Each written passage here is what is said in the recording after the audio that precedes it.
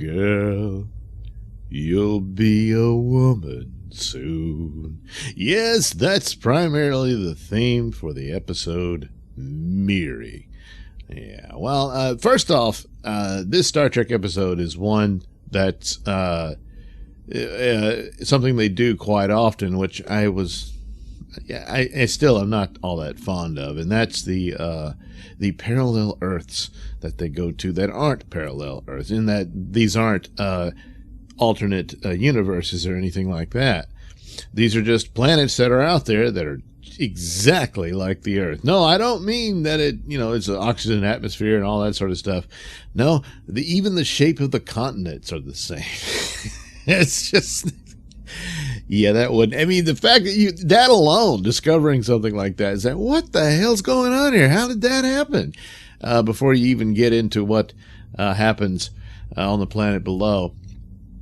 It just wouldn't happen that way. Now, if they stumbled into another universe or something like that, and in this universe things turned out differently and all that, that would be fine. But that's not what they're doing here. They just come across this planet and they say, "Hey, look at that! It's just like Earth." But anyway, this might be as close as you're going to get to a Star Trek episode where the planet was overrun by something akin to a zombie apocalypse. Yes, they come to this planet, they explore it, and it looks like an American city from 20th century Earth, but it's all abandoned and in ruins. And it turns out that the people had tried to figure out a way to prolong life. And they were experimenting on it, and as a result, they conjured up this virus that, yes, it prolongs life, but by the time you hit puberty and adulthood, you die. But first you get these horrible lesions that cover your entire body, turning you into this sort of purple and blue and reddish looking sores all over you, and you go insane, and you become violent and attack people and stuff like that, and then you die. But don't worry, if you're a child with this affliction, you live about 300 years before you finally hit puberty. So that's what happens. Of course, the virus is airborne, so the landing party are immediately affected by it, and they start developing the weird blue-purple lesions. And so McCoy has to find a cure, and they're working on it. Meanwhile, they find Miri, who's just on the verge of womanhood, and so she's doomed to develop this virus. They just don't realize it yet, but of course this comes about. They run into a few of the other kids who've already turned, and especially one that looks like a zombie Kurt Cobain. They get attacked by that one, and then there was another one, a girl who was just a little bit older than Miri, and she turned into a monster.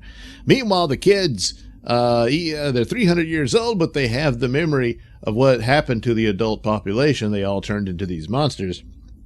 So they're very mistrusting of adults, even though it's been 3 centuries. These are the first adults they've seen who weren't, one of the kids who just grew up.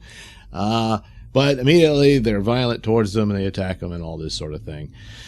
But Miri, she meets Captain Kirk, and of course is immediately infatuated with him. And so they play on that, and that's kind of creepy. Kirk, well, that's a very pretty name, Miri. And stuff like that. But they end that off with a joke. She really was in love with you. And he says, well, I never get involved with older women. The end. So, that's how they handle that. But, she has a crush on Kirk. She's helping him out. But then when Kirk has a tender moment with Yeoman Rand, when she is freaking out over the disease, and of course their mental faculties begin to break and fall down as a result of the progression of the disease.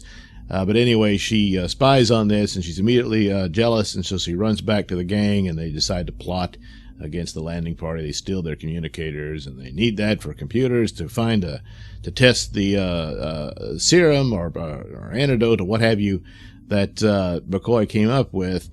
But Kurt tries to go get the communicators, and he gets attacked by the kids and all that stuff. But in the meantime, McCoy decides, well, I guess I'll just go for broke and test it on myself. And he does. It is excruciatingly painful when you take the shot, but it did cure him, of course. And, well, look, what else was he going to do?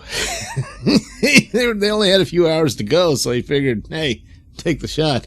Meanwhile, Spock, because of his Vulcan blood, will not develop the symptoms, but he's stuck on the planet because he's a carrier, so if he beamed back aboard the Enterprise, it would infect the crew. Unless, of course, the transporter is able to nullify the disease through, a decontamination procedure, but you don't know. Every time there's an alien disease, how effective is that? You could try it, but you never know what's coming aboard. They already went through this with the Naked Time episode, so each time it's a new pathogen. So how would the Enterprise be able to eradicate it, But anyway, so, yeah, if they didn't figure something out, Spock was going to be stuck on that planet of these, centennial kids going crazy. And not a great turnout. So, of course, the cure works, and there you go. So they all have to take the shot and writhe in pain, I suppose, to cure themselves of the disease. And then they beamed back aboard the Enterprise, and then they'll have to send people to deal with the children and, I don't know, put them somewhere. But, yeah, there you go. So, this is one of those with that strange business of the parallel Earths like that. Not too fond of that. But anyway, there you go. Miri. Thank you for watching and listening. Say, like and subscribe, share, all that good stuff. And check out that link description below. That'll take you to my many stores that have plenty of goodies for you.